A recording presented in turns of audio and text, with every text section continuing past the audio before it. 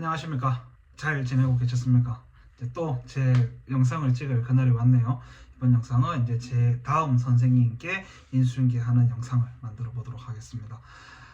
우선 가장 큰 게 저는 이제 제 다음 선생님께 이렇게 대면으로 해서 인수인계를 하는 게 가장 좋다고 생각을 합니다. 그런데 이게 항상 이제 뭐 제 다음 영상이기도 한데 한국어 교원들은 일단 행정가들의 종속을 받아야 됩니다. 그리고 행정가들 입장에서는 저희가 인수인계하는 게 교육적으로 교육자들이 볼 때는 생각을 해보세요. 이 영상을 보시는 선생님들 입장에서는 만약에 선생님들이 이제 제가 있었던 유라시아 국립대학교에 오게 되시면은 뭐 일주일이라도 하루라도 이틀이라도 만나서 인수인계 받는 게 가장 좋잖아요. 그게 우리 교육자들은 그렇게 생각을 할 겁니다.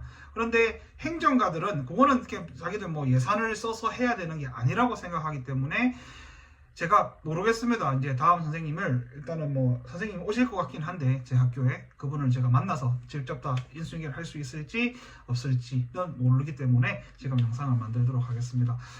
그리고 그죠, 이게 제가 만나서 이야기하게 되면은 조금 더 이런 뉘앙스라든지 다 설명을 할 수 있겠지만은 이렇게 온라인상에 불특정 다수에게 이야기한다는 것은 너무 세부적인 이야기는 또 굳이 새술은 새독에 담는다는 말도 있긴 하잖아요. 그래서 제 너무 이렇게 주관적인 걸 다 이야기해버리면은 그 선생님이 제 학교에 대한 이런 고정관념을 가지고 갈 수도 있기 때문에 그거는 뭐 만나서 이야기하다 보면은 좀 제가 더 자연스럽게 할 수 있지만은 이 영상에서는 다 하지 못하기 때문에 그런 아쉬움은 있지만은 항상 저희 한국어 교원들의 생각, 교육적인 타당도를 생각하는 한국어 교원들과 행정의 편의성을 생각하는 행정가들은 입장이 다르기 때문에 그렇다고 제가 행정가들을 비난할 수는 없는 게 그 사람들은 그렇게 교육을 받은 사람들입니다. 그래서 그렇게 행정 처리를 하는 거고 우리는 이제 교육자로서 어떻게 교육하는 게 더 좋은지 생각하는 입장 차이가 있는데 제가 항상 하고 싶은 이야기는 예를 들어 한국의 공교육 같은 경우는 교무실과 행정실은 분리가 되어 있습니다. 업무가 분리가 되어 있는데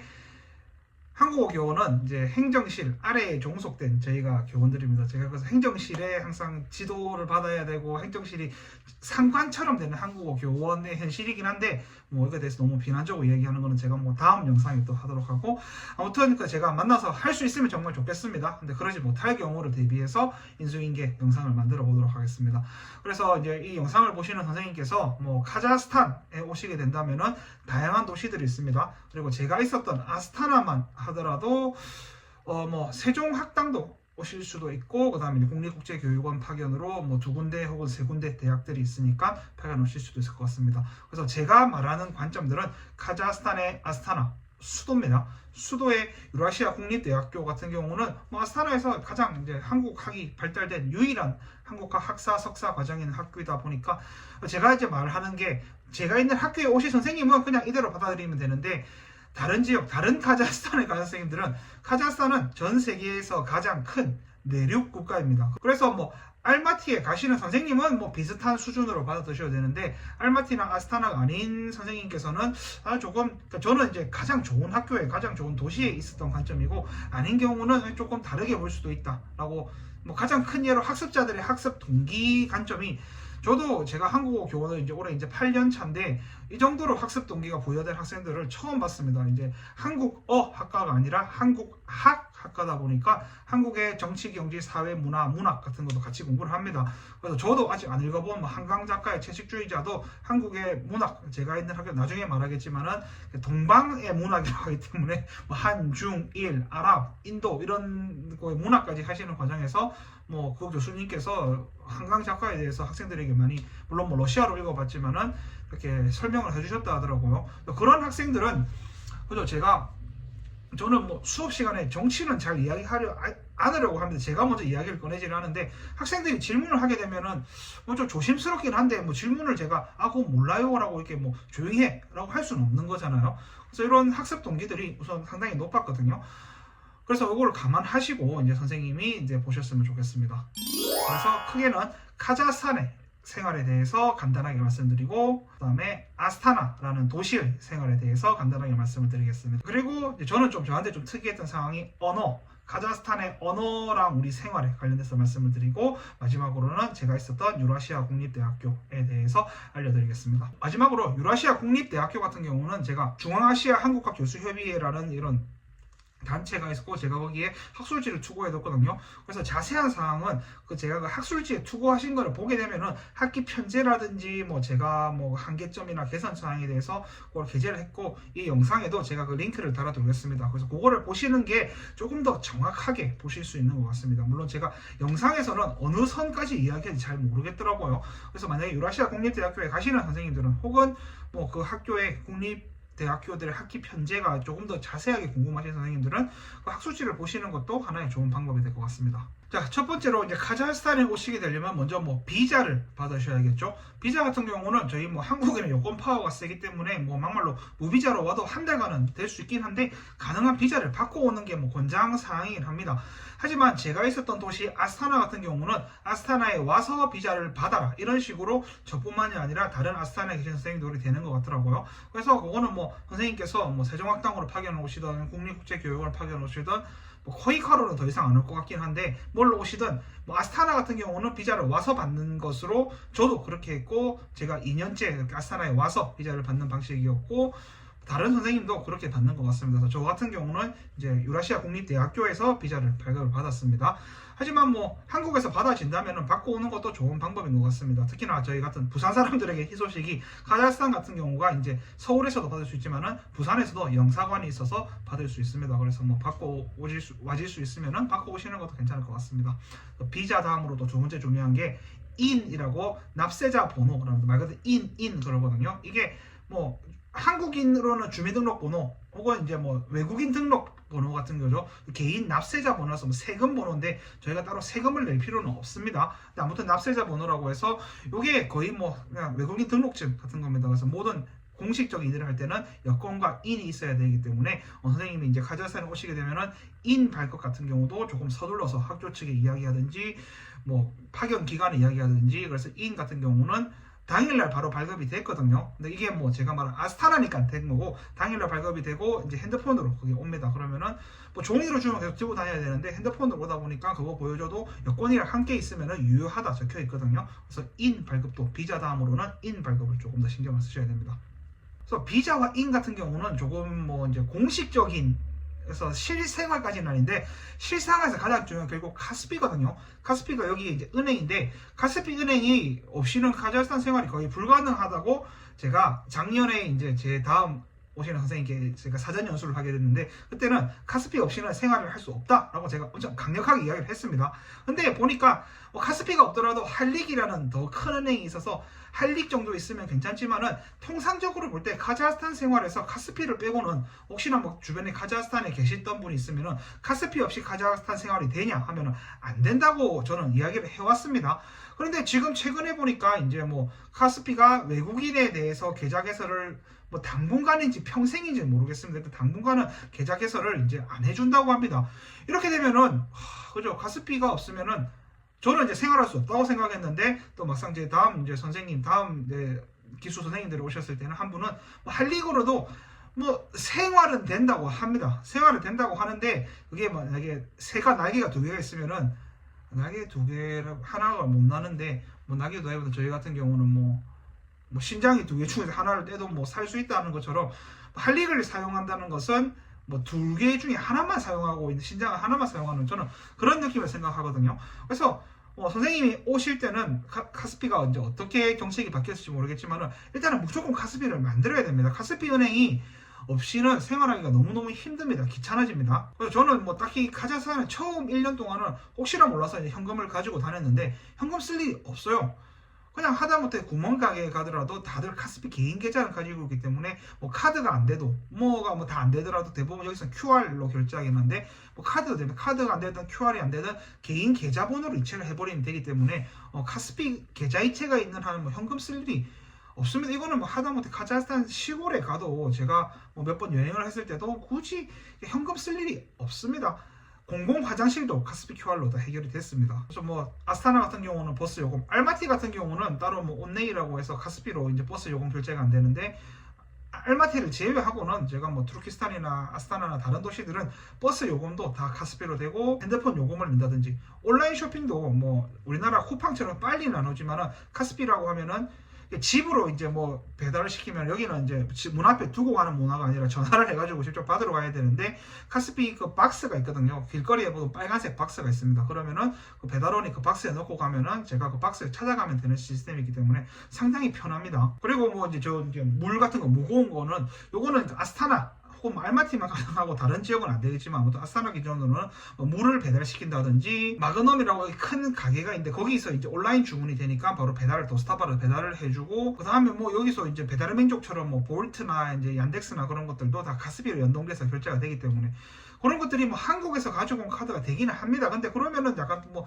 이중 인증 걸릴 때도 귀찮아지는데, 그냥 현지 카스피가 네이티브 앱이 있으면은 가장 편하기 때문에, 저는 이제 선생님들이 오셔서 일단 그 파견 기관과 이야기를 하셔서 어떻게든 죽이 되든 밥이 되든 카스피를 꼭 만드셔야 된다는 입장인데, 뭐 외국인에게 자체로 이제 계좌를 안 만들어 버린다 그러면은 이제 조금 뭐 답이 없긴 한데, 제 판단으로는 그게 그렇게 오랫동안 이제 계속 안 만들어 준다 하진 않을 것 같으니까 어쨌든 카스피를 꼭 만드셨으면 좋겠습니다.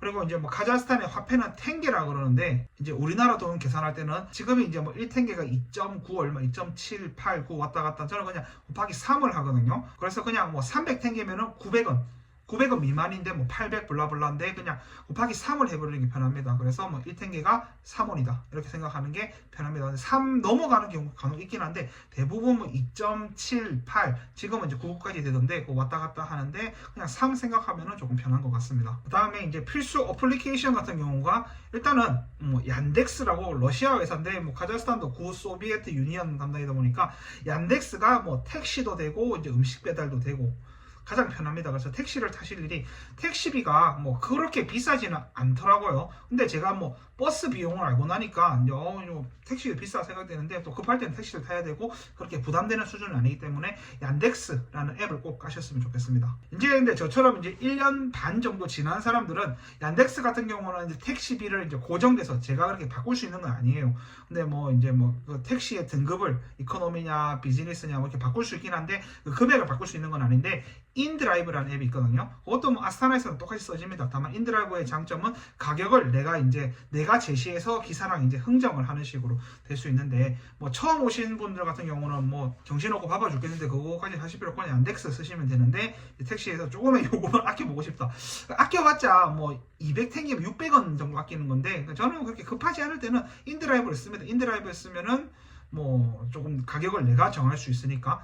근데 단점은 이제 얀덱스 같은 경우는 이제 카스피랑 연동이 돼서, 또 얀덱스 같은 경우는 한국에 뭐 하나 비바 체크 카드 같은 것도 연동이 되기 때문에 바로 자동 결제가 되는데, 인드라이브는 내가 이제 계좌 이체를 해야 된다. 이게 뭐 좀 단점이자면 단점인데, 뭐 저 같은 경우는 뭐 인드라이브를 잘 사용하고 있습니다. 그 다음에 뭐 아까 말한 카스피가 은행으로도 중요하긴 한데, 카스피 앱으로서도, 카스피는 뭐 꼭 가장 중요하니까 카스피도 해야 되고, 그 다음에 지도 같은 경우가 뭐 한국도 구글 지도가 안 된다 그러잖아요. 그래서 카자흐스탄도 뭐 구글 지도가 있기는 한데 의미가 없습니다. 제가 처음에 당연히 구글 지도 보고 뭐 배송 같은 걸 시켰다가 이상한 데로 가버리더라고요. 그래서 드바기스, 뭐 투기스라 그러는데, 투기스를 쓰시는 게 가장 현명합니다. 지도 앱에서는 투기스를 쓰셔야 됩니다. 그 다음에 뭐 이제 우리 한국의 중고나라 혹은 당근처럼 OLX라는 앱이 있거든요. 거기서는 이제 뭐 중고 물품 을 살 수 있는데, 요거는 조금 뭐 현지화가 되든지 조금 귀찮아지긴 한데, 아무튼 뭐 중고 물품 같은 게 사고 싶고 직거래를 하고 싶으면은 OLX라는 앱을 사용하는 것도 좋습니다. 그 외에도 뭐 여기 오존이라는 그런 앱도 있고, 테무가 됩니다. 그래서 테무가 처음 들어왔을 때는 이게 좀 정착이 안 되다 보니까, 그러니까 물건 받는데도 좀 외지에 있고 가서도 뭐 물건 찾기 너무 힘들고 했는데, 지금은 조금 정착이 잘 되어가지고 저는 다행히 제 기숙사 근처에 이제 뭐 테무뿐만이 아니라 뭐 우체국 같은 게 있어서 거기서 테무 물건을 받을 수 있거든요. 배송 기간도 뭐 한 달 이내로, 그 전에는 막 2달 넘게 걸렸는데 지금은 한 달 이내로 어느 정도 빨라졌기 때문에, 뭐 아스타나에 계시는 분들은 테무 같은 거 이용해도 뭐 싼 가격에 살 수 있으니까 좋습니다. 그래서 뭐 테무도 결제할 때 카스피로 하는 게 가장 편했던 것 같습니다, 저는.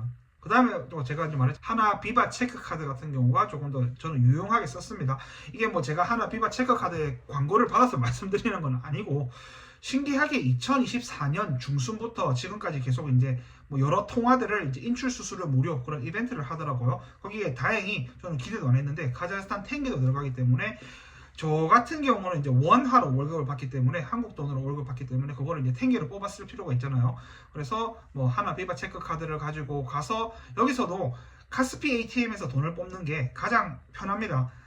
그리고 저희가 뭐 월급이 어느 정도 받다 보니까 대부분 이제 카스피를 제외한 은행들은 하루 일정 금액이 이제 일시 100, 1000만, 10만 탱이 우리 돈으로 30만 원 정도가 맥시멈이에요. 그 이상은 안 뽑아지는데 카스피는 뭐 그 이상으로 뭐 이제 1000만 원 단위까지도 대신에 한 번에 최고 뽑을 수 있는 단위가 이제 한국 돈으로 30만 원, 10만 탱게다 보니까 10만 탱게씩 10만 탱게씩 계속 뽑아야 되는 그 노가다를 조금 해야 되는데 그게 뭐 은행 창구에 가 우리 같은 경우 큰 금액이면 창구에 가서 해결을 해야 한다 하는데 뭐 창구에 가도 거기서 돈을 뽑아줄 수 있는 건 아니랍니다. 그 ATM 가서 하라고 하기 때문에 뭐 그런데 아무튼 하나 비바 체크 카드를 가지고 이제 카스피 ATM으로 가면은 이제 조금 초반에 정착할 때 큰 비용 같은 경우를 뽑을 때 편하게 뽑을 수 있습니다. 근데 뭐 트래블로그나 뭐 다른 다양한 것들이 있는데 그거는 그 당시에 이제 선생님들이 보시고 뭐 자기한테 가장 유리한 조건으로 하시면 되는데 아무튼 저는 이제 카스피가 뽑기가 가장 용이했고 뭐 주변에 가장 많습니다. ATM들이 카스피가 가장 많고 하니까 저는 뭐 하나 비바 체크 카드로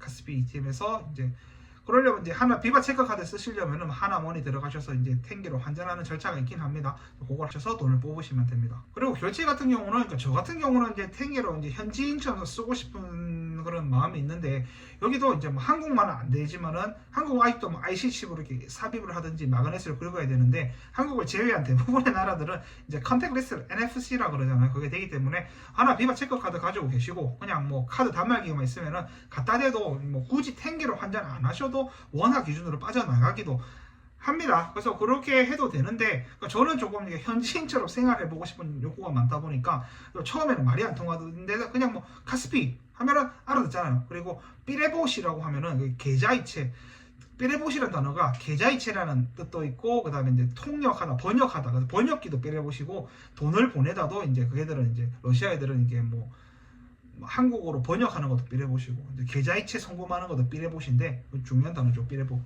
그래서 저는 이제 조금은 이제 말을 통하고 이제 그 정황상 뭐 어떤 말을 할지 알기 때문에 되는데 초반에 말이 안 통하면 너무 힘들 때 뭐 제가 막 한국에서 가져온 카드로 결제하겠다 뭐 얘들도 이게 무슨 카드지 막 그냥 결국 NFC가 되기 때문에 전 세계 통용이 갖다 대면 되는 건데 그것도 그냥 하기 싫은데도 그냥 카스피, 삐레봇 이 두 개만 알면 다 현지인처럼 해결이 되잖아요.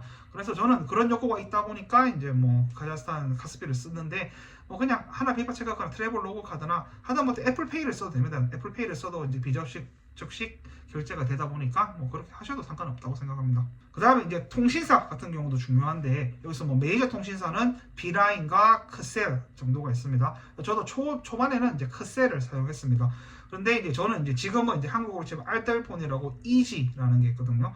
그래서 크셀이나 비라인 같은 경우는 뭐 매달 결제를 해야 되는 경우였는데 뭐 그렇게 요금이 비싸지는 않았습니다. 근데 항상 말했습니다. 저 싼 게 있으면은 예를 들어 아까 제가 말한 택시도 이렇게 한국으로 생각하면 혹은 제가 이전에 있던 뭐 세르비아나 체코였던 유럽에 생각하면은 정말 싸다 생각했는데 버스비가 이제 한 번에 처음에는 이제 70탱기에서 이제 110탱기로 올랐는데 110탱기 하면은 한국 돈으로 330원, 300원 돈이잖아요.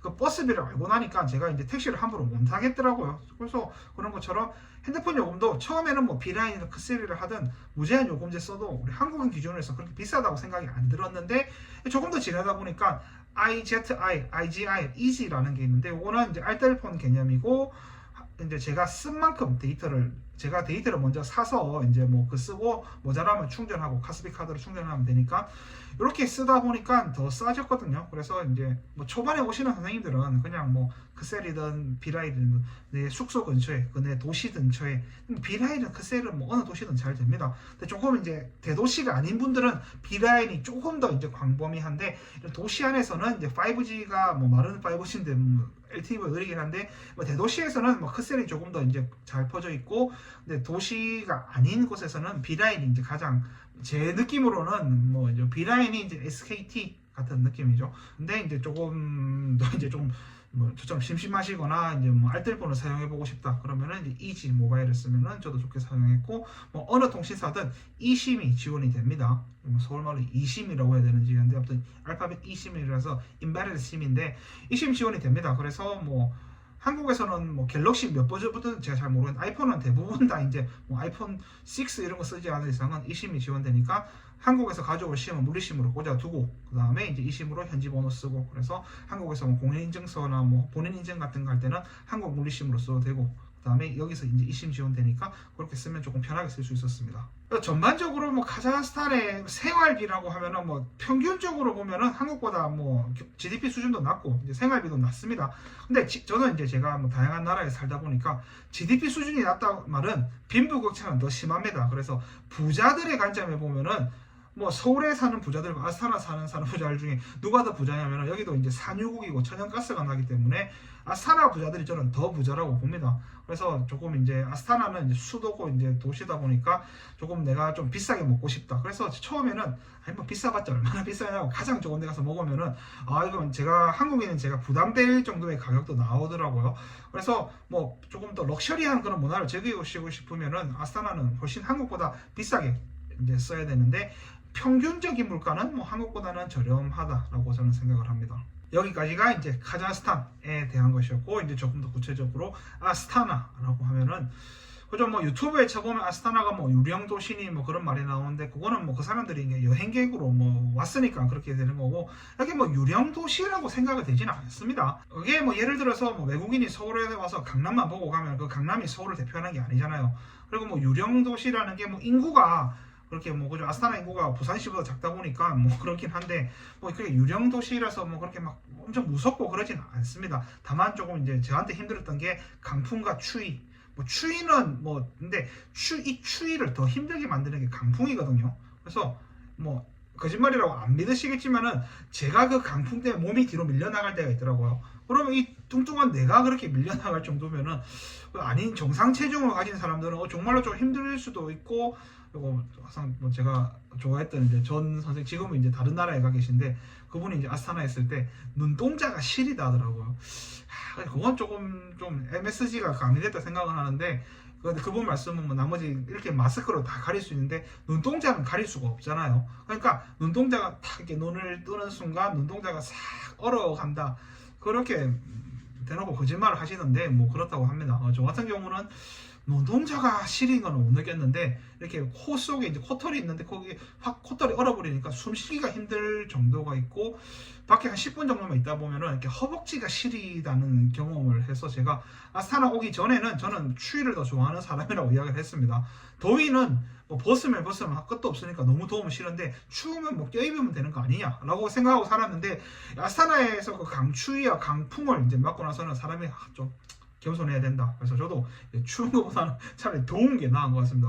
너무 추워가지고 그 추위 온도만 보면은 뭐 그렇게 다른 뭐 러시아 어느 지역이랑 그렇게 뭐 차이는 없는데 아스타나를 더 춥게 만드는 게 강풍이 있어 버리니까 이게 막 얼굴을 때리고 몸을 때리고 하니까 그런 게 조금 힘들었습니다. 근데 제가 말했다시피 비싼 거는 더 비쌉니다. 그래서 뭐 패딩 같은 경우도 여기 노스페이스 패딩이나 있는데 이런 게 사치세의 개념으로 들어가기 때문에 노스페이스 패딩을 사려고 해도 한국이 더 싸게 사집니다. 그래서 뭐 한국에서 이런 가장 두꺼운 뭐 어떤 브랜드든 생각하시는 가장 방안이 잘 되는 브랜드의 패딩을 뭐 하나 혹은 2개 정도를 한국에서 사오시는 거를 저는 추천드립니다. 근데 이게 또 춥기는 한데 그 역설적으로 실내는 또 더 죽습니다. 여기가 이제 뭐 천연가스가 나오고 저 같은 경우는 제 학교랑 제 기숙사가 오래돼서 이런 라디에이터 문화인데 라디에이터가 작동을 그러니까 너무 잘한 작동이 전원 버튼이 작동을 안 합니다. 그래서 그 말은 라디에이터를 끌 수가 없거든요. 그럼 또 실내는 더워 죽는 거죠. 그래서 저는 창문 열어놓고 있기도 합니다. 이게 라디에이터가 뭐 작동이 되면은 제가 끄고 하겠는데 라디에이터 작동이 안 되는데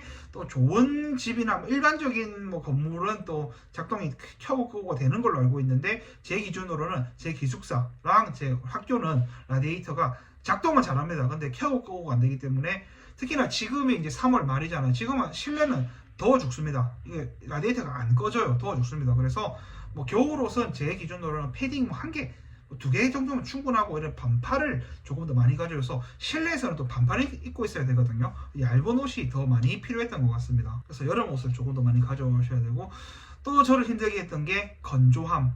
이 나라 자체도 건조한데 실내는 또 이렇게 난방을 빵빵하게 틀다 보니까 더더더 건조해지거든요. 그래서 처음에는 저도 코가 적응하는 너무 힘들었어요. 이게 코가 너무 건조하니 나머지는 뭐 피부는 뭐 피부가 건조해도 제가 함께 느낄 수 있는 거는 딱히 뭐 없었는데 코 같은 경우는 이제 숨 쉬는 호흡기 관련이니까 이제는 뭐 제가 적응돼서 뭐 크게 개구리 올챙이 시절 모른다고 이제 뭐 저는 그렇게 뭐 잘 생활하고 있는데 처음에 생각하면은 코가 너무 건조해가지고 뭐 가습 방안 꼭 한번 생각해 보셨으면 좋겠습니다. 근데 뭐 한국에서 제가 말한 뭐 가습기를 가져오셔도 되는데 카스피에 다 팝니다. 그래서 혹시 뭐 가지고 올 때 짐적으로 여유가 있으시면은 뭐 가습기를 가지고 오거나 아니면 저처럼 이제 수건도 저는 잘 때 이제 수건 적셔서 걸어놓고 방바닥에 이제 군대에 지침수 뿌리는 것처럼 가나 하나 뿌리고 가습기도 하나 사가지고 쓰고 있는데 그래도 건조합니다. 그래도 건조한데 현지 조달이 된다. 제 말은 그래서 현지 조달이 되니까 뭐 가습 방안에 대해서 보습 방안에 대해서 한국에서 너무너무 그렇게 크게 준비해 올 필요는 없다는 입장입니다. 그리고 또 뭐 샤워 필터 같은 경우도 여기 팔더라고요. 그래서 혹시 이제 저희 같은 파견 교원들은 뭐 단순한 한 달 여행하는 게 아니기 때문에 많은 짐을 가지고 와야 되는데 가능한 뭐 다른 짐을 가지고 오실 여유가 되면은 뭐 가습기를 한국에서 사서 가지고 오시든지 뭐 샤워 필터 같은 경우 가지고 오셔도 좋지만은 샤워 필터나 이런 가습기는 가습기가 뭐 한국보다 조금 더 비싸겠죠. 근데 그거를 뭐 한국에서 가져오면 그 무게를 또 이제 판단을 하셔야 되니까 현지 조달은 된다. 하지만 뭐 한국에서 가져올 여유가 되시면은 무게 여유가 되시면은 가져오시는 것도 나쁘지는 않다. 그리고 뭐 샤워 필터 같은 경우는 여기도 이제 뭐 한국을 제외하고 한국, 일본, 뭐 스위스, 캐나다 몇몇 국을 제외하고 대부분 다 이제 그 석회수가 있다 보니까 저는 이제 처음에 올 때는 그냥 필터를 안 가지고 왔습니다. 뭐 하루 이틀 살 것도 아니고 그냥 쓰는데 두 번째는 제가 이제 뭐 파견 연장이 돼가지고 대부분의 큰 짐은 여기 두고 한국에 다녀온 입장에서는 가방에 여유가 있잖아요. 그때는 제가 필터를 가져왔는데 뭐 필터는 그저 뭐 물이 더럽기는 해요. 그게 더럽다고 이야기해 한국인 기준은 더러운 건데 아무튼 뭐 필터도 가져오시면은 좋다. 근데 현지 조달이 된다. 라고 말씀드리고 싶습니다. 또 다른 이제 아스타나의 뭐 좋은 점은 여기가 이제 수도다 보니까 대사관이랑 문화원이 있습니다. 그래서 대사관 같은 경우는 좋은 점이 뭐 한국에 뭐 국경의 날 행사 같은 거 할 때 가면 뭐 좀 좋은 밥 한 끼 얻어 먹을 수 있기도 하고 저 같은 경우는 특수 케이스로 이제 국회의원 선거 같은 경우가 이제 국외 부재자 선거가 되니까 만약에 제가 뭐 아스타나 알마티에 안 살았으면 알마티 사시는 분은 또 거기 영사관이 있으니까 가면 되는데 예를 들어 제가 체코에 살 때는 수도 프라하에 사는 게 아니기 때문에 수도 프라하로 가서 투표를 해야 됐는데 여기는 뭐 이제 바로 앞에 있으니까 뭐 가서 하면은 됩니다. 그리고 저는 이제 또 여권이 이제 기간이 다 돼가지고 여권 재발급을 신청했는데 다행히 아스타나 대사관에서도 이제 제 여권을 이제 온라인으로 신청한 거를 수령할 수 있어가지고 아직 받지는 않았는데 뭐 이것도 할 말이 많은 게 이거 대부분 뭐 한 달 걸린다는데 저는 한 달 이상 걸리는데 뭐 아무튼 받을 수 있으면 감사하다고 생각을 합니다. 그래서 그런 여권도 받을 수 있고 국외 부재자 선거도 할 수 있고 가나 뭐 국경일 행사나 뭐 그런 거 하면은 뭐 밥도 제일 좋은 호텔 가서 얻어먹을 수 있다. 그런 대사관의 장점도 있고 뭐 대사관 분들이랑 친하게 지내면은 그죠. 그분들은 뭐 우리 한국어 교원들은 아닌데 뭐 그건 어쨌든 한국인이 있고 뭐 다른 영역에 있는데 대사관에서도 한국어 교육 쪽에 이제 신경을 쓰시는 분들이 있거든요. 뭐 접점이 맞아지신다면은 뭐 같이 뭐 한 번씩 만나서 차 한잔 하시는 것도 뭐 나쁘지 않다고 생각합니다. 두 번째로는 이제 문화원이 있습니다. 문화원 같은 경우는 이제 세종학당이 안에 문화원에 있거든요. 그래서 뭐 세종학당 같은 경우는 저희랑 이게 뭐 족보는 달라도 어쨌든 뭐 하는 행동은 비슷한 분들이 계시고 문화원 세종학당 선생님이 계시고 이제 뭐 잘 뭐 취향이 맞고 하시면은 뭐 한 번씩 만나는 것도 뭐 괜찮을 것 같습니다. 그래서 문화원은 세종학당이 있고 이제 문화 수업 같은 게 있다 보니까 저도 한 번씩 학생들 보내고 요리 수업 같은 거 있으면은 떡볶이 만들기 하면은 그죠. 항상 그 감사합니다. 그 문화원 직원 선생님들 덕분에 떡볶이도 제가 먹을 수 있고 우리 학생들도 아니면은 그게 만약에 문화원이 없으면은 제가 다 해야 되는 거란 말이에요. 그죠? 그렇게 되는데 다행히 문화원이 있다 보니까 같이 문화원으로 인수인계를 해서 같이 만들고 문화 체험도 하고 또 문화원도 이런 홍보 활동이 필요하니까 이제 제 학교 같은 경우는 샘플로 쓰기가 좋잖아요. 그래서 가면은 제가 원래를 알면 내가 다 해야 되는 거. 저 같은 성향 같으면 이거 안 해버릴 것 같은데 문화원 덕분에 학생들이 요리도 해볼 수 있고 문화 체험도 해볼 수 있고 그런 감사한 경험을 아스타나에서는 하실 수 있습니다. 그래서 제가 이제 아스타나에 구글 맵을 켜놓고 전반적으로 이제 위치 정도를 설명해 드리겠는데 이게 뭐 처음에 보시면은 뭐 잘 모르겠지만은 그래도 제가 전반 대략적으로 한번 보시면은 이제 적응하시기에 아 이게 뭐가 있다 이게 뭐가 있다 보기 편하니까 이제 저는 이제 여기 카자흐 현지 사람들은 아스타나를 이제 이게 재밌는 게 여러분들 뱅크가 은행이 맞습니다. 근데 다른 뜻이 강이 있거든요. 그래서 아스타나에 이심강이 있습니다. 뭐 서울에 한강이 있는 것처럼. 그래서 이 나라 사람들은 이제 뱅크 레프트에서 강 좌측, 뱅크 라이트 강 우측 이렇게 나누는데 그죠? 이 나라 사람들 이렇게 나눕니다. 이렇게 나누는데 제가 볼 때는 이렇게 나눠버리면은 저는 이제 강 우측에 있거든요. 근데 제가 나누는 거는 저는 이제 아스타나를 북, 중, 남으로 나눕니다. 왜냐하면은 이렇게 우측으로 나눠버리면은 대사관이 있는 뱅크 라이트 강 우측에 있고 제 학교도 강 우측에 있으니까, 근데 뭐 대사관이 있는 곳은 가장 좋은 곳에 있는 거고, 제가 있는 곳은 좋게 말하면 역사와 전통이 있는 곳, 안 좋게 말하면 구도심. 그래서 아스타나의 삐까뻔쩍한 신도심이랑 제가 있는 아스타나는 조금 많이 차이가 나요. 근데 그거를 이제 우측으로 해버리면 같은 아스타나이기 때문에 다르긴 한데, 여기까지가 이제 뭐 객관적인, 나름 객관적으로 이야기했던 거고, 다음으로는 이제 언어에 대해서 말씀드려보도록 하겠습니다. 자, 뭐 카자흐스탄 같은 경우는, 일단 저는 아스타나에 살았고, 아스타나 제가 뭐 카자흐나 러시아를 그렇게 잘하지는 않습니다. 생존에 필요한 기본적인 하고, 문제는 영어를 써도 충분히 이제 생활이 됩니다. 근데 그게 좀 특이점이 말하고 싶은 게, 제가 학교에서는 한국어는 한국어로만 가르쳐야 되니까 한국어로 수업하고, 저 같은 경우는 이제 여기 따지고 보면 한국어 교수님이죠. 카자흐인인데 한국어 전공을 이제 학석까지는 한국학을 하시고, 박사는 이제 한중 국제관계학을 하셨는데, 그런 선생님들이 계시다 보니까 제가 필요한 거는 한국어로 다 소통이 되고, 학교와 이야기할 때는, 그래서 제가 그 유라시아 공립대학 학교 안에서는 영어를 뭐 가능한 한 못 쓰게 하니까 한국어로 다 생활이 됩니다. 학생들과는 한국어로 이야기를 하는 거고, 행정 업무 필요할 때도 거기 이제 한국인 선생님 교수님들이 계시니까 그분한테 좀 통역을 부탁하면은 한국어로 생활이 되고, 학교 밖 같은 경우는 뭐 이렇게 큰 도시다 보니까 좀 비싼 데 가면 다 영어가 됩니다. 그래서 뭐 영어랑 한국어만 써가지고 큰 지장은 없었습니다, 저 같은 경우에는. 근데 그 외에 이제 뭐 카자흐냐 러시아어냐, 요게 조금 이제 고민이 되시잖아요. 국립국제교육원 같은 경우는 뭐 이제 뭐 앞으로는 어떻게 될지 모르겠지만은, 저랑 제 다음 선생님 오실 때는 일단 카자흐를 가르쳤습니다. 4년 연수 때 카자흐를 배우고, 저도 그게 맞다고 생각을 합니다. 근데 뭐 사람마다 생각이 다르고, 카자흐스탄의 공용어는 러시아어입니다. 근데 뭐 카자흐인들의 모국어는 카자흐어겠죠. 근데 그게 카자흐인들의 모국어는 카자흐어인데, 카자흐스탄은 뭐 다민족 국가이기 때문에 카자흐인이 다수긴 한데 카자흐인이 있는 게 아니에요. 이미 러시아인도 있고 타타르인도 있고 뭐 다양한 다민족 국가이기 때문에 공용어가 필요합니다. 그리고 저희 고려인 같은 분들도, 고려인들도 러시아 말을 쓰지 카자흐 말을 쓰지는 않습니다. 그리고 또 다르게 생각해 보면, 내가 러시아를 배우게 되면은 중앙아시아에서 러시아에서 다 쓸 수 있는데, 카자흐를 쓰게 되면은 카자흐스탄에서만, 뭐 기껏해야 키르기스탄 같은 경우도 비슷한데 어쨌든 다른 언어잖아요.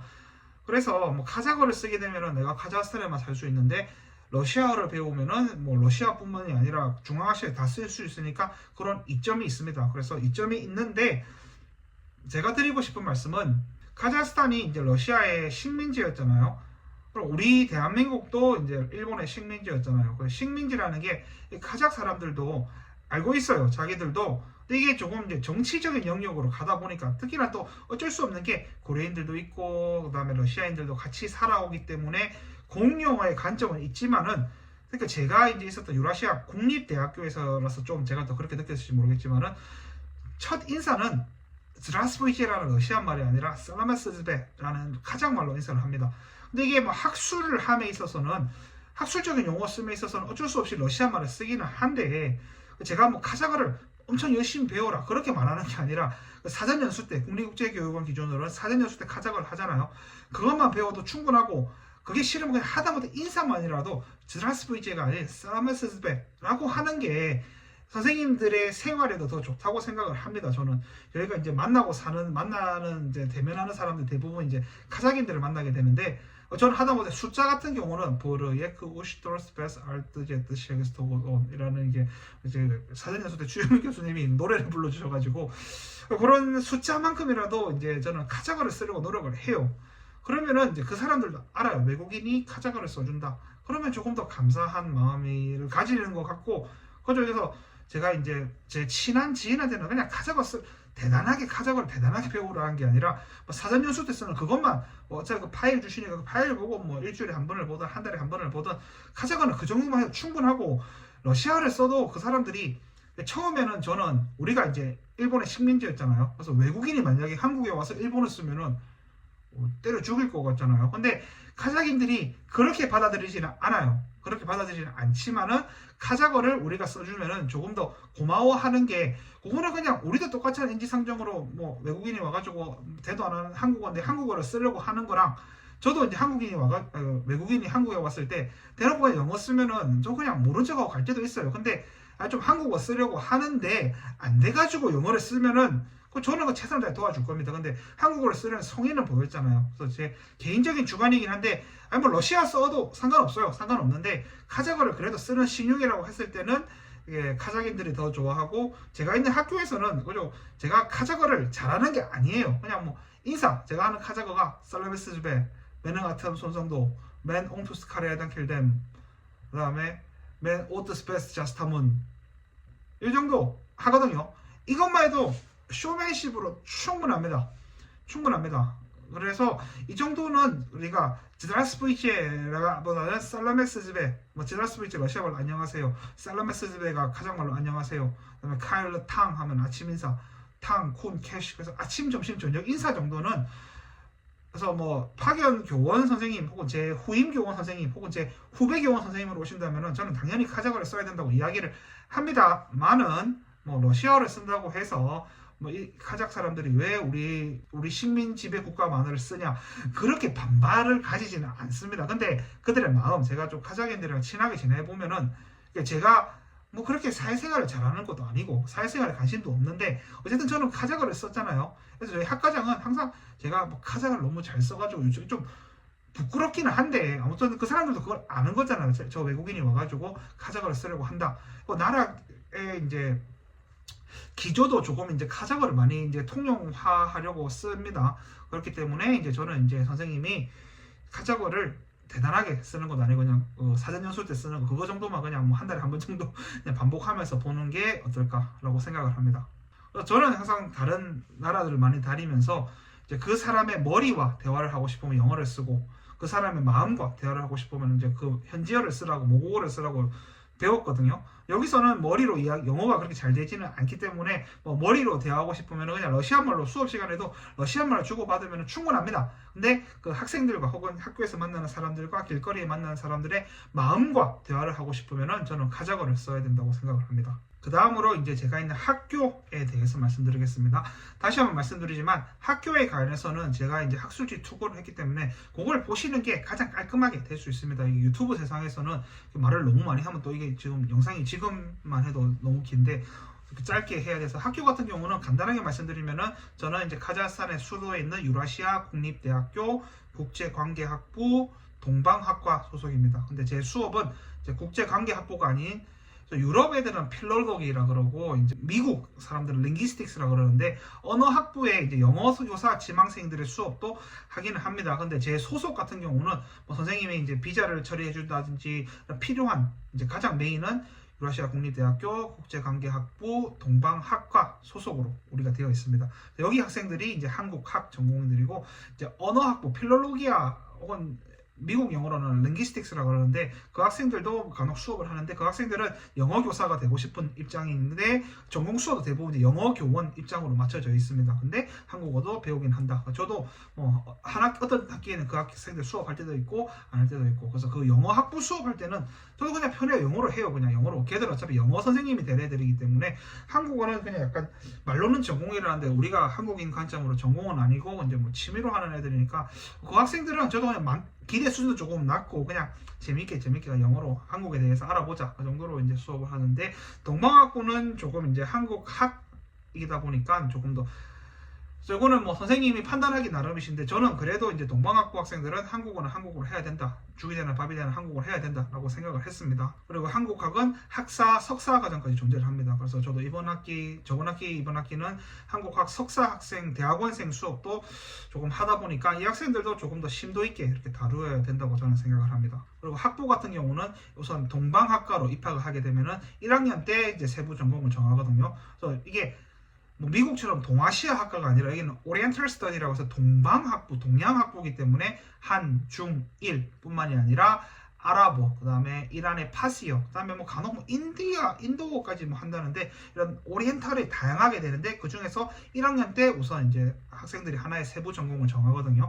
그래서 1학년 때부터 한국어를 하는 학생들은 저는 이제 뭐 한국어 학생들이라 생각을 하고 학생들이 3학년이 되면은 또 이제 다른 언어를 정해야 됩니다. 그래서 1학년 때부터 한국어를 하는 학생들은 이제 제2언어로 뭐 중국어를 하든지 뭐 일본어를 하든지 뭐 아랍어를 하든지 하는 거고, 이제 뭐 다른 1학년 때 다른 언어를 뭐 중국어를 선택했든지 뭐 아랍어를 선택한 학생들도 3학년 때부터 이제 저희 한국어 수업을 듣게 되는데, 이런 학생들은 그저 그렇게 한국학에 대해서 큰 동기는 없지만은 아무튼 뭐 그런 학생들도 수업을 맡게 되실 수 있습니다. 그래서 제가 서두에도 말씀드렸는데 1학년 때부터 한국학을 공부하는 학생들은, 그러니까 저는 이제 한국어를 가능한 한 가르치려고 하는데, 그죠, 이게 여기 이제 카자흐스탄의 학교 같은 경우는 한국, 미국과 다르게 우리가 수강 신청을 하는 게 아니라 학교가 과목을 정해줍니다. 그럼 학생들이 그걸 들어야 되는 입장이기 때문에 학생들의 수업이 한국에 대해서 다양하게 배운다, 생각보다 다양하게 배운다. 지금 애들이 북한의 헌법에 대해서 배우는데, 그거는 저한테 물어봐도 제가 뭐 북한의 헌법에 대해서 알 수 있는 건 아닌데, 여기 교수님들이 이제 국제관계학부 교수님이시다 보니까 뭐 북한의 헌법에 대해서도 배우고, 이제 한국의 여성의 인권 이런 거에 대해서 석사 학생들은 논문을 쓰는데, 그래서 그거는 뭐 제가 논문 지도할 역량은 안 되기 때문에, 그리고 이제 만약에 학교에서 제가 이제 그거는 제가 할 수 있는 다음 선생님 생각해서도 조금 이제 커트를 잘 해뒀는데, 논문 지도 같은 경우는 우리가 하고 싶은데 할 수 있는 게 아니잖아요. 그래서 제가 그거는 이제 학교에서 안 된다는 선으로 끊어놨어요. 근데 이 학교에서 또 이제 뭐 제가 없으면 당연히, 그죠, 근데 웃기죠. 저희가 뭐 박사 학위를 가지고 있는 것도 아닌데, 근데 그냥 한국인이니까 좀 지도를 해줬으면 좋겠다라고 이야기를 하는데, 그거는 제가 뭐 학과 행사에 대해서나 아니면 뭐 저도 본의 아니게 이제 뭐 교수님들을 상대로 교수법에 대해서, 세미나에 대해서 이제 프레젠테이션 발표를 하는, 그것까지는 제가 할 수 있다고 생각을 했어요. 근데 석사생의 논문 지도는 그거는 제가 할 수 있는 게 아니잖아요. 그래서 그런 건 논문 지도는 제가 안 된다고 좀 이제 반쯤 협박해서 계속 이런 식으로 하면 너희 이제 한국어 뭐 빠는다고 말을 했는데, 왜 제가 있을 때는 뭐 알겠다, 새로운 쌤은 또 다르게 어떻게 할지 모르겠지만은, 아무튼 이게 석사 지도생들 보면 논문 주제가 뭐 한국의 여성 인권 혹은 이제 뭐 동아시아 여성 인권에 대해서 하는 학생들도 있고, 뭐 다양합니다. 뭐 이런 뭐 샤먼, 그러니까 무당 이런 거 저도 잘 모르는데, 그런 거에 대해서 이제 하는 학생 교수님들이 계시다 보니까 그게 가능하겠죠. 그런 것도 하고 있어서 한국의 다양한 것에 대해서 배우고 있습니다. 그래서 제가 말한 여기 이제 올해 같은 경우는 이제 저를 제외하고는 이제 한국어를 가르치는 교수님들이 일단은 한 분, 두 분, 외부 강사 선생님까지 3명. 그래서 한국어 선생님이 저를 제외하고도 이제 3명 정도가 있거든요. 그래서 이런 선생님이랑 이야기할 때 저희가 이제 세종학당이 아스타나에 있으니까 우리가 세종학당보다는 조금 더 한 단계 높게 수준을 잡아서 가르치자라고 생각을, 이 학생 이제 1학년 때부터 한국어를 하는 학생들, 뭐 3학년 때부터 하든지 저기 이제 언어학과 학생들은 그렇게 뭐 기대 수준을 저희가 높게 잡지는 않는데, 1학년 때부터 한국어를 하는 학생들은 적어도 한국어만큼은 우리가 세종학당보다는 한 단계 높은 수준을 가르치자. 그래서 세종학당이 한 학기에 뭐 1A 끝내면 우리는 1A 1B를 끝내자. 그다음에 뭐 2A를 하면 우리 2A 2B를 끝내자 해서, 그래서 제 새끼들 같은 경우는 이제 그렇게 가르쳐 왔고, 여기 이제 선생님도 그렇게 생각을 하셔서, 여기 선생님들이 또 대부분 또 세종학당의 외부 교원으로 이제 파견 현지 교원으로 계시는 분들이고, 그리고 작년 같은 경우는 여기 이제 저희 같은 예누, 그러니까 유라시아 국립대학교를 ENU라고 해서 예누라 그러거든요. 예누에서 이제 가르치는 외부 교원 가르치는 선생님이 세종학당에서는 이제 세종학당 그냥 뭐 그 지역 세종학당이 아니라 세종학당 전체에서 최우수 교원으로 선정이 되셨습니다. 그래서 그런 선생님들이 예누에 오면 자기들 후배들을 가르치는 거잖아요. 그렇기 때문에 저는 제가 이렇게 참 대단한 학교에 온다는 게 참 감사한 일이고, 제가 한국에서는 그런 거 잘 모르고 살았던 사람인데, 그러다 보니까 조금 우리가 세종학당보다는 한 단계 높게 가르치자 이런 수준으로 가르쳤기 때문에, 선생님도 이제 유라시아 국립대학교에 오시게 되면은 뭐 세종학당보다는 조금 한 단계 높게 우리가 가르치는 거 목표로 하셨으면 좋겠습니다. 또 다른 이제 제가 또 다음 선생님께 말씀을 드리면은, 여기 유라시아 국립대학교가 이제 아스타나에서는 유일하게 한국학 대학원 과정을 가지고 있고, 물론 알마티에 가면은 이미 더 잘 되어 있습니다. 이게 뭐 알마티가 이전 수도였기 때문에 되어 있는데, 아스타나에서는 이제 유라시아 국립대학교 오신 선생님께 제가 너무 큰 부담을 드리는 건지는 모르겠는데, 제가 생각했던 게 이제 여기 현지 교원들도 조금 재교육을 하는 허브 역할을 하는 게 어떨까라고 생각을 했거든요. 그래서 수업 시수 같은 경우는 이제 좀 이제 그 시수를 쳐줘서 이제 빼주고 하더라도, 그죠, 이거는 뭐 제 개인적인 생각입니다. 그래서 조금 이제 여기 현지 이제 카자흐 선생님 중에서 한국어 교원으로 활동하시는 분들이, 뭐 선생님이 어느 대학교를 가시든 대부분 다 이제 예노에서 공부하신 분들이 있거든요. 그래서 그분들이 뭐 예노에서 이제 후배들을 가르치는 분도 계시고, 뭐 다른 학교에서 한국어를 가르치는 분도 계시고, 뭐 대사관에서 가는 분도 계시고, 문화원에 가는 분도 계시고 한데, 그래서 이제 이거는 이제 뭐 제 희망 사항입니다. 이게 내일 아니라고 이제 막 던져놓고 가는 게 아니라, 저도 좀 생각을 하고 있어서 하려고 했는데, 이게 다른 학교에 가시는 선생님들 같은 경우는 이제 시간 맞추기가 정말 안 쉽더라고요. 그래서 그런데 아무튼 뭐 이렇게 한국학의 허브가 되었으면 좋겠다. 그래서 기존에 KF 같은 경우도 이제 제 학교에 있었고, 그래서 그렇게 이제 KF가 이제 파견 사업이 이제 처리되다 보니까 이제 이렇게 흐지부지 됐는데, 이렇게 뭐 한국어 교원의 이제 중점이 아스타나에서 결국 이제 예누 유라시아 국립대학교에서 이제 해야 된다는 생각인데, 그것도 한번 생각해 보시고, 안 한다고 해서 그 누가 비난하는 건 아니라고 생각을 합니다. 근데 수업 우리가 정해진 뭐 20시수까지 하면은 어느 정도 3시수, 4시수 정도는 이제 파견 교원 재교육에 대해서 뭐 이제 선생님 여기 있는 한국인 카자흐인 한국인 선생님들도 한국어를 다 아는 건 아니잖아요. 근데 우리가 원어민이다 보니까 이게 조금 더 이야기를 할 수 있는 시간을 가져보는 게 어떨까라고 생각을 했는데, 저는 결국 못했습니다. 이게 시간 맞추기가 안 쉽고, 이게 나는 선의로 하는 건데 다른 분들 입장에서는 막 끌려온다 생각하면은, 근데 끌려온다 생각 안 해요. 그 선생님들 대부분 그 시간 정말 필요로 하십니다. 근데 뭐 다들 또 이제 다른 학교에 강의를 가셔야 되고, 또 그게 뭐 맞추기가 안 쉽다 보니까, 그리고 이제 저희 이제 동방학부 계신 교수님들 홈페이지를 제가 올려도 되니까 한번 보시는 게, 아 이런 교수님들이 있구나 정도로 아는 게 좋을 것 같습니다. 뭐 간단하게 말씀드리면 학기는 15주 편제로 되는 거고, 7주짜에 이제 모듈 1이 있습니다. 그래서 모듈 1, 모듈 2가 15주차 중에서 7주짜에 쓰는 모듈 1이 실질적으로 이제 한국인 관점으로 중간고사, 모듈 2가 이제 뭐 기말고사인데, 모듈 2 다음에 또 파이널 이그잼은 따로 있습니다. 그래서 모듈 1, 모듈 2 같은 경우는 이제 선생님이 주어주신 시간에 그냥 치면 되는 건데, 파이널 같은 경우는 시간표가 완전히 바뀌어 버립니다. 그래서 뭐 2주 혹은 3주 동안에 이제 언제 배정될지 랜덤으로 바뀌기 때문에, 저는 그냥 모듈 1을 중간고사 생각하고 모듈 2를 기말고사라 생각하고, 파이널 같은 경우는 그 학습자들 수준 따라서 어떤 학생들은 이제 조금 더 말하기 시험을 제가 더 칠 때도 있었고, 근데 너무 제가 저번 학기까지는 애들한테 너무 이렇게 아카데믹한 한국어만 너무 하라는 것 같아서 좀 미안한 마음이 있었거든요.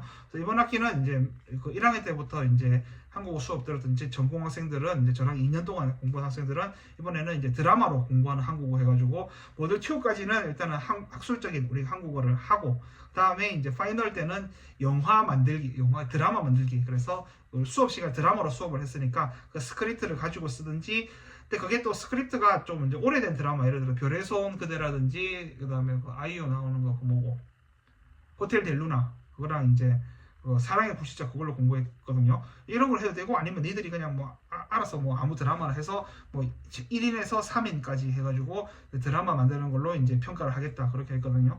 그래서 뭐 파이널 같은 경우도 조금 다양하게 하셔도 되고, 유라시아 국립대학교는 이제 선생님이 오시면은 이제 그거를 뭐 선생님은 이제 교수님으로 판단을 하기 때문에 뭐 크게 제약은 두진 않습니다. 다만 이게 좀 귀찮은 게, 매주 이제 플라토너스라고 이제 이렇게 뭐라 해야 되나, 포탈 같은 게 있어서 매주 학생들의 성적을 줘야 되거든요. 이게 조금 귀찮습니다. 이게 뭐 시험 성적만 넣으면 되는 게 아니라 매주 학생들의 평가를 해야 되는 게, 지금은 저도 이제 하다 보니까 뭐 익숙해졌는데, 처음에는 내가 이 학생들을 매주 평가를 준다는 게 과연 내가 그를 할 수 있는 인간일까, 그런 생각 들고 또 귀찮기도 하고 매주 해야 되는데, 플라토너스라고 그러거든요. 그래서 한국어로 시험 포탈에 매주 성적을 입력을 해야 됩니다. 그리고 이제 저도 말하는 게 너무 학술적인 한국어만 하다 보니까, 예노 같은 경우는 이제 선생님이 자율권이 상당히 큽니다. 그래서 행정 일을 하는 게, 국립국제교육원에서 해야 되는 뭐 한 달에 보고서 쓰는 그거 외에는, 유라시아 국립대학교에서는 처음에는 아까 말한 저한테 뭐 석사생 논문 지도를 해라, 그거는 나도 하고 싶죠. 근데 내가 할 수 있는 게 아니잖아. 나도 석사인데 어떻게 석사를 지도합니까? 그래서 그거는 안 하는데, 이제 석사생 수업은 제가 맡는 걸로. 그래서 왜냐면 그 석사생 수업들이 작년에 제가 가르친 4학년 학생들이 주로 넘어오더라고요. 그래서 걔들은 이건 뭐 내 새끼의 관점이니까 하고, 4학년들을 제가 아니까 석사생 수업까지는 오케이. 그리고 한 학기에 한 번 정도 이제 발표를 해야 되는데, 이게 학생들도 연구 수업이라고 해야 되나? 학생들도 있고, 이제 그다음 교수님들, 동방하고 교수님들 앉아 계시다 보니까, 저번 학기는 제가 이제 교수법에 대해서 이제 교수님들 앞에서 뭐 다양한 교수법에 대해서 이야기를 했고, 두 번째 학기에는 이제 드라마로 보는 이제 한일 관계에 대해서 국제 관계 학부다 보니까 뭐 한일 관계, 한중 관계에 대해도 관심이 많다 보니까 학생들이 이런 한일 관계를 한국 드라마를 통해서 어떻게 이해할 수 있냐에 대해서 발표를 했거든요.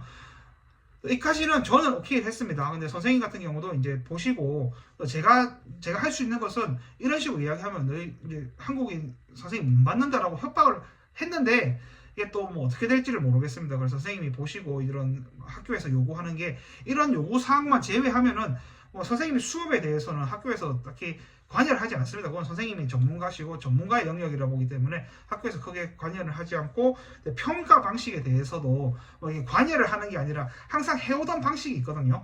그래서 저는 그냥 모듈 1 때는 뭐 중간고사 뭐 단어 시험을 치든 뭐 그냥 문장 만들기를 치든 그다음에 모듈 2 때가 기말고사니까 제가 뭐 세종한국어를 하게 되면 세종한국어 시험 있잖아요. 그거를 모듈 2 때 치고 기말고사는 그냥 이게 플라토너스에 적을 때는 그냥 뭐 구두 시험, 말하기 시험으로 해놓고 제가 하고 싶은 걸 하는 이런 식으로 처음에는 제가 이게 뭐 멀티내셔 그러니까 다양한 방식의 평가 혹은 뭐 대안식의 평가 그게 플라토너스에 있더라고요. 그거 했더니까 학교에서 난리가 났거든요. 요즘 한 번도 안 해오던데 이거 하니까 교수들도 이거 어떻게 될지 모르는 거예요. 그래서 그냥 그거는 그냥 말하기로 해놓고 그냥 제가 하고 싶은 평가를 하는데 그거는 선생님이 판단하시면 되는데 여기 이제 계시는 카자기 선생님과 조금 상의해서 이런 행정 업무 같은 경우는 뭐 선생님 꼭 그렇게 하겠다고 하셔도 예노에서는 뭘 안 해요. 근데 자기들이 이제 준비를 해줘야 되니까 뭐 대안적 평가를 하겠다 그러면은 자기들도 잘 안 해봤는 거. 저 때문에 난리가 나더라고요. 그래서 그런 거는 조금 이제 현지 선생님과 이야기를 해봐서 하는 게 좋겠다라는 생각이고 예노에서는 선생님이 어떤 한국어 수업을 하시든 그거에 대해서 관여는 하지 않습니다. 선생님을 믿기 때문에 뭐 전적으로 하시게 되되 이제 발표 수업 같은 거 한번 하고 그다음에 대학원 수업까지는 이제 조금 맡아주시면 어떨까라고 이제 저는 그게 뭐 대학원 수업 한다는 게 저는 영광이라고 생각을 해서 저는 했는데 그거는 선생님 판단해서 이게 국립국제교육원 소속으로 오는 거기 때문에 국교원 소속에 그거를 하면 되는 거지 이 학교에서 그러니까 처음에 이제 드린 의미가 여기 현지 교수 채용하는 그런 거라서 뭐 학술지 계제까지도 처음에는 제가 아니 뭐 학술지 계제를 저도 하고 싶죠. 근데 그게 뭐 스코프스나 이런 거는 상당한 이제 권위가 있는 것을 거기에 게재하는 거는 현지 교수들도 안 쉬워요. 그거까지는 내가 할 건 아니고 그래서 제가 할 수 있는 선의 학술지 게재는 했는데 그거를 뭐 필수로 하는 거랑 내가 뭐 그냥 선택권이 있는 건 다른 거잖아요. 그래서 학술지 게재랑 이제 대학원 논문 지도는 제가 어떻게든 막았어요. 그래서 다음 선생님한테도 이런 식으로 하면 한국에 못 받는 협박을 했는데 뭐 그거는 또 선생님 알고 계시면 좋을 것 같습니다. 그 다음에 이제 국립국제교육원으로 오시게 되면은 카자흐스탄 같은 경우는 숙소 제공이 됩니다. 그래서 뭐 이것도 뭐 다양한데 예를 들어 아스타나 같은 경우는 저만 기숙사에 살고 대부분 다 이제 원룸에 좋은 데 살기 때문에 뭐 좀 억울하긴 한데 또 학교가 좋으니까 만족이 되는데 기숙사 같은 경우는 일단은 여기 예노 같은 경우는 외국인 교환학생들이 오면은 이제 7번 기숙사로 7번 기숙사는 이제 메인 건물에서 걸어서 2, 3분 거리니까 되게 가까워요. 근데 학생들은 뭐 저 같은 이 건물도 원래 학생들이 4명이 있어야 되는 건물이거든요. 근데 저는 이제 뭐 4명, 3명 있어야 혼자 쓰고 있는데 7번 기숙사가 가장 최신해지고 좋아요. 근데 거기에 살려면은 조건이 다른 교수님 한 분과 이제 부엌을 공유해야 되고 그러니까 처음에는 화장실도 공유해야 된다 그러는데 화장실은 따로 있는 것 같아요. 근데 그 한 방 안에 방이 2개가 있고 화장실이 2개가 있고 부엌이 하나가 있더라고요. 그래서 부엌을 공유해야 된다. 그 조건이 이제 7번 기숙사에 사는 조건이었는데 저는 지금 그래서 7번이 아닌 4번에 살고 있거든요. 4번은 그냥 대신 걸어서는 한 10분, 15분 정도 걸립니다. 대신에 모든 걸 이제 혼자 갔어요.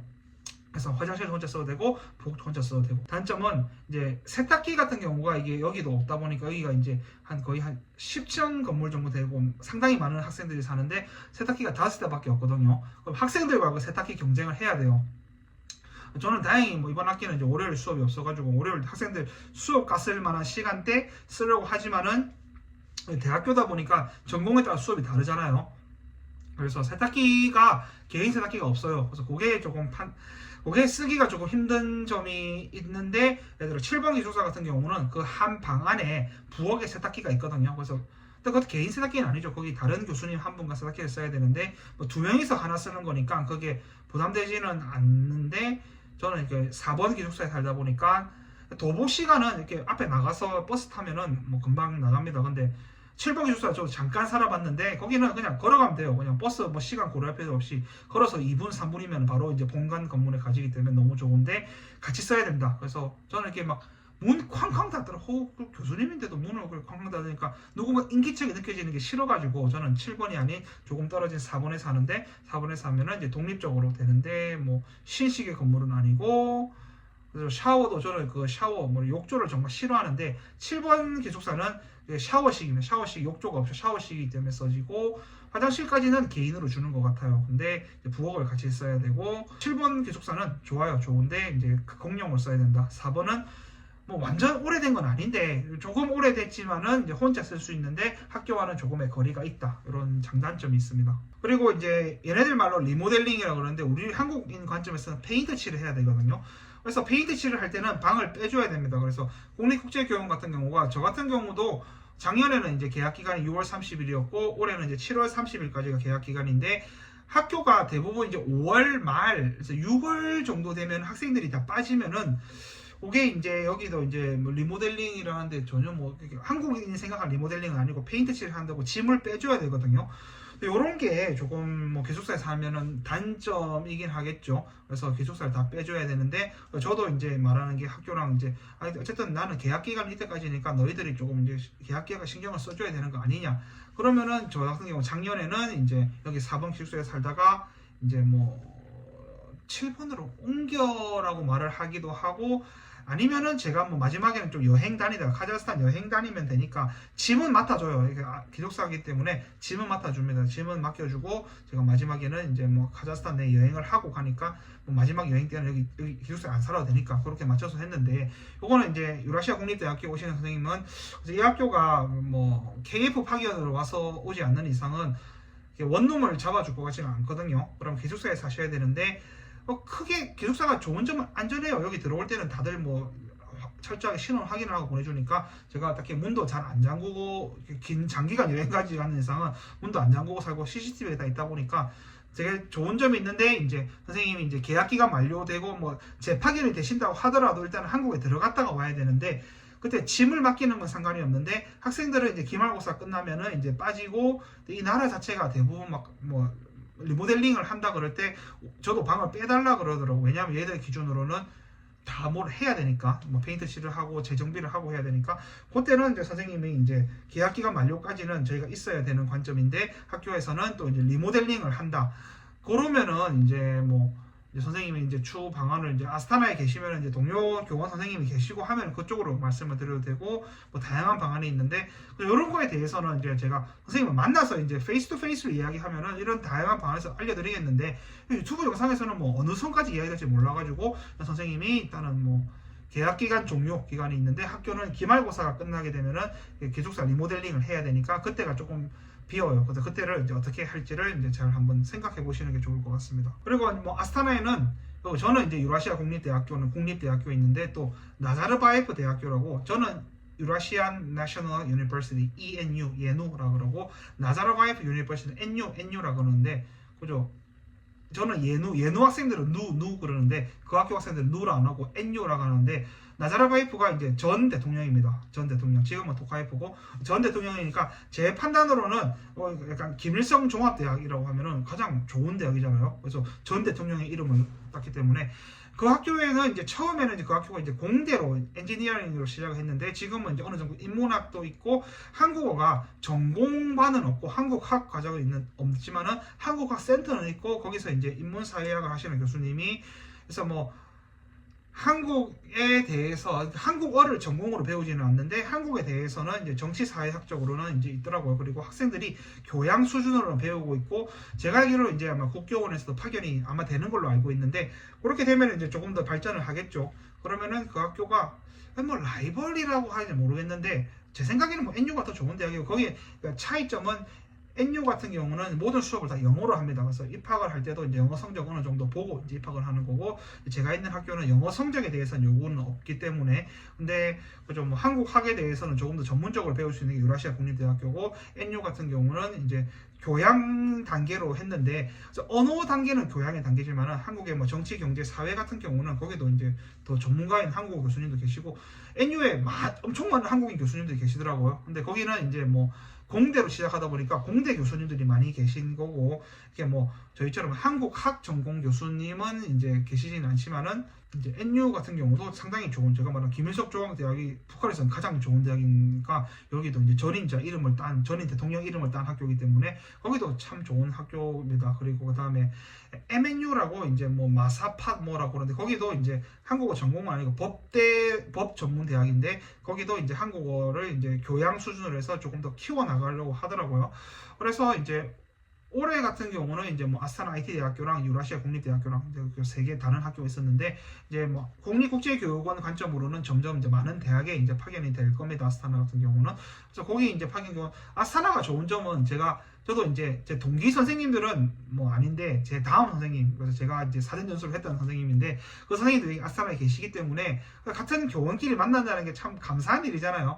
그래서 뭐 다른 한국인들을 만나서 이야기해도 되는데도 우리 교원끼리 이야기할 수 있는 게 있다 보니까 아스타나의 장점은 이제 점점 더 이제 뭐 대학교들도 많아질 거고 또뭐 세종학당 선생님은 저희랑 뭐 소속은 다르지만 그래도 뭐 한국어를 가르치다 보니까 이런 선생님들을 만나서 이야기할 수 있는 좋은 점이 있지 않나 라고 생각을 합니다. 그래서 뭐 선생님께서 또 슬픈 한국어 교원에게 이렇게 파견 지역에 대한 선택권을 주지는 않잖아요. 만약에 이게 선택권이 있다면은 저는 만약 선택한다면은 알마티를 가겠죠. 알마티가 더 편하니까 따뜻하고. 그래서 부산 사람이 저한테 아스타나 너무 춥습니다. 그래서 뭐 선택권이 주어진다면 저는 알마티를 가겠지만은 아스타나에 오신다고 해서 전혀 나쁜 선택은 아닙니다. 아스타나도 알마티가 가지지 못한 그런 장점이 있다 보니까 뭐 세종학당도 있고 대사관도 있고 문화원도 있고 하다 보니까 이런 장점도 있고 또 파견 교원들이 저도 이제 저를 제외한 두 분이 더 계시다 보니까 그리고 다행히 또 세종학당의 이제 운영요원 선생님도 참 좋으신 분이고 해가지고 예, 그런 좋은 점이 있어서 아스타나에 오신다고 해서 그렇게 뭐 슬퍼하실 필요는 없는 것 같습니다.